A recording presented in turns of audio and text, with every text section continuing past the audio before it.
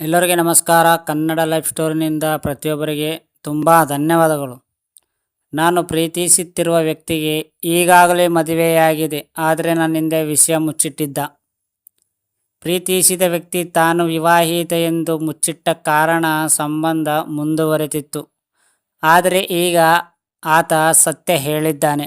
ನನ್ನೊಂದಿಗಿರಲು ಬಯಸುತ್ತಿದ್ದಾನೆ. ಏನು ಮಾಡಲಿ ತಿಳಿಯುತ್ತಿಲ್ಲ. ನಾನು 38 ವರ್ಷ ವಯಸ್ಸಿನ ಅವಿವಾಹಿತ ಮಹಿಳೆ. ದೀರ್ಘಕಾಲದಿಂದ ಒಂಟಿಯಾಗಿದ್ದೆ. ಆದರೆ ಸ್ವಲ್ಪ ಸಮಯದ ಹಿಂದೆ ನಾನು ನನ್ನ ಕೆಲಸದ ಸ್ಥಳದಲ್ಲಿ ಒಬ್ಬ ವ್ಯಕ್ತಿಯನ್ನು ಭೇಟಿಯಾದೆ. ಅವರನ್ನು ಭೇಟಿಯಾದಾಗ ನನ್ನ ಜೀವನದಲ್ಲಿ ನಾನು ಹುಡುಕುತ್ತಿರುವ ವ್ಯಕ್ತಿ ಸಿಕ್ಕಿದ್ದಾರೆ ಎಂದು ನಾನು ಭಾವಿಸಿದೆ. ನಿಜ ಹೇಳಬೇಕೆಂದರೆ ನಾನು ಅವರನ್ನು ಮೊದಲ ನೋಟದಲ್ಲೇ ಪ್ರೀತಿಸಿದೆ. ನನ್ನ ಉಳಿದ ಜೀವನವನ್ನು ಅವರೊಂದಿಗೆ ಕಳೆಯಲು ನಾನು ಬಯಸುತ್ತೇನೆ. ಅವರು ನನ್ನನ್ನು ಹೊಂದಿದ್ದಕ್ಕೆ ತುಂಬ ಸಂತೋಷಪಟ್ಟರು. ನಾವು ಒಟ್ಟಿಗೆ ನಮ್ಮ ಜೀವನದಲ್ಲಿ ಮುಂದುವರೆದಿದ್ದೆವು. ಆದರೆ ಇದ್ದಕ್ಕಿದ್ದಂತೆ ಅವರು ತಾನು ಈ ಮೊದಲ ಮದುವೆಯಾಗಿರುವುದಾಗಿ ಹೇಳಿದರು. ನನ್ನ ಬಳಿ ಕ್ಷಮೆ ಕೇಳಿದ್ದಾರೆ. ಇದನ್ನು ಕೇಳಿದಾಗ ನನ್ನ ಕಾಲಿನ ಕೆಳಗೆ ನೇಲ ಕುಸಿದಂತಾಯಿತು.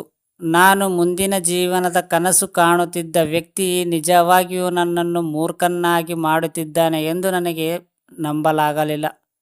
ಆದರೆ ಮೊದಲೇ ಈ ಬಗ್ಗೆ ಹೇಳಿದ್ದಕ್ಕೆ ನನ್ನ ಬಳಿ ಕ್ಷಮೆಯನ್ನು ಕೇಳಿದ್ದಾನೆ.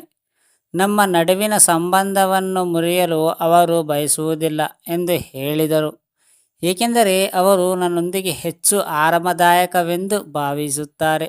ನಾನೇನು ಮಾಡಲಿ ತಿಳಿಯುತ್ತಿಲ್ಲ. ನಾನು ಅವರನ್ನು ತುಂಬ ಪ್ರೀತಿಸುತ್ತೇನೆ, ಆದರೆ ಈ ಸುಳ್ಳಿನಿಂದ ನನ್ನ ಮನಸ್ಸು ಹಾಳಾಗಿದೆ.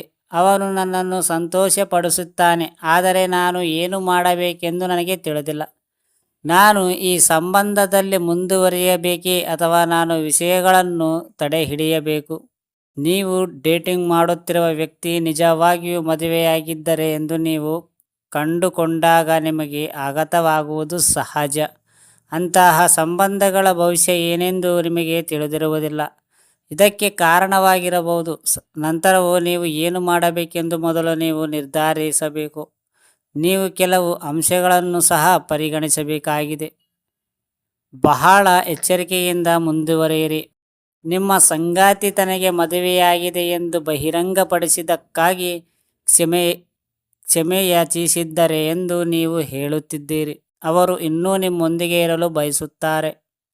ಅಂತಹ ಪರಿಸ್ಥಿತಿಯಲ್ಲಿ ನೀವು ಅವರನ್ನು ಮತ್ತೆ ನಂಬಲು ಸಿದ್ಧರಿದ್ದೀರಾ ಅಥವಾ ಇಲ್ಲವೇ ಎಂದು ನಾನು ನಿಮ್ಮನ್ನು ಕೇಳಲು ಬಯಸುತ್ತೇನೆ.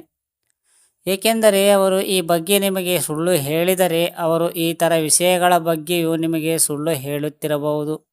ಅವರೊಂದಿಗೆ ಮುಂದುವರಿಯುವುದು ಸರಿಯೇ? ಅವರಿಗೆ ಮದುವೆಯಾದ ಎಂದು ತಿಳಿದಿದ್ದರೂ ಅವರೊಂದಿಗೆ ಮುಂದುವರಿಯುವುದು ಸರಿಯೇ ಎಂದು ನೀವು ನಿರ್ಧರಿಸಬೇಕು. ಏಕೆಂದರೆ ಒಂದೆಡೆ ಪತ್ನಿಗೂ ಮೋಸ ಮಾಡುತ್ತಿದ್ದಾರೆ. ಈ ಪರಿಸ್ಥಿತಿಯು ಖಂಡಿತವಾಗಿಯೂ ಗೊಂದಲಮಯವಾಗಿದೆ. ಆದರೆ ಅವರಿಗೆ ಈಗಾಗಲೇ ಮದುವೆಯಾಗಿದೆ ಎಂಬುದನ್ನು ಮರೆಯಬೇಡಿ. ಹೊಸ ಜೀವನಕ್ಕೆ ಸಿದ್ಧರಾಗಿದ್ದರೆ ಕೇಳಿ. ನೀವು ಅವರೊಂದಿಗೆ ಈ ಸಂಬಂಧದಲ್ಲಿ ಮುಂದುವರಿಯಲು ಬಯಸಿದರೆ ಮೊದಲು ನೀವು ಕೆಲವು ವಿಷಯಗಳನ್ನು ಪರಿಹರಿಸಬೇಕಾಗಿದೆ. ಅವರ ಹಿಂದಿನ ಜೀವನವನ್ನು ಬಿಟ್ಟು ನಿಮ್ಮೊಂದಿಗೆ ಇರಲು ಹೇಳಿ. ಈ ಹಿಂದೆ ಸುಳ್ಳು ಹೇಳಿದ್ದಕ್ಕೆ ಕಾರಣಗಳನ್ನು ಕೇಳಿ. ನಿಮ್ಮೊಂದಿಗೆ ಜೀವಿಸಲು ಬಯಸಿದರೆ ಜೀವನದಕ್ಕೂ ನಿಮ್ಮಲ್ಲಿ ಪ್ರಾಮಾಣಿಕರಾಗಿರುವಂತೆ ತಿಳಿಸಿ. ಅನೇಕ ಜೀವನಗಳು ಹಾಳಾಗುತ್ತವೆ. ಈ ಸಮಯದಲ್ಲಿ ನೀವು ವಿವಾಹಿತ ವ್ಯಕ್ತಿಯೊಂದಿಗೆ ಸಂಬಂಧವನ್ನು ಹೊಂದಲು ಆಸಕ್ತಿ ಹೊಂದಿದ್ದೀರಾ ಎಂಬುದನ್ನು ಸಹ ನೀವು ಅರ್ಥ ಮಾಡಿಕೊಳ್ಳಬೇಕು.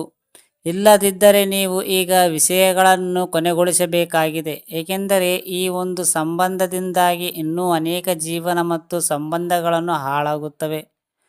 ಅದರಿಂದ ನೀವು ಸಂಬಂಧವನ್ನು ಕೊನೆಗೊಳಿಸಲು ನಿರ್ಧರಿಸಿದರೆ ಅದನ್ನು ದಯೆ ಮತ್ತು ಗೌರವದಿಂದ ಕೊನೆಗೊಳಿಸಿ. ಆ ಮನುಷ್ಯ ನಿಮಗೆ ಬಹಳ ಮುಖ್ಯ ಎಂಬುದನ್ನು ನಿಮ್ಮ ಮಾತುಗಳಿಂದ ಸ್ಪಷ್ಟವಾಗುತ್ತದೆ. ಆದರೆ ಅವರೊಂದಿಗೆ ನಿಮ್ಮ ಸಂಬಂಧವನ್ನು ದೀರ್ಘವಾದುದಲ್ಲ ಎಂಬುದನ್ನು ಸಹ ಅರ್ಥ ಮಾಡಿಕೊಳ್ಳಿ. ಅರ್ಥ ಆಯ್ತಾ ಫ್ರೆಂಡ್ಸ್? ಈ ಸ್ಟೋರಿ ಕೇಳಿದ ಪ್ರತಿಯೊಬ್ಬರಿಗೆ ತುಂಬ ಧನ್ಯವಾದಗಳು.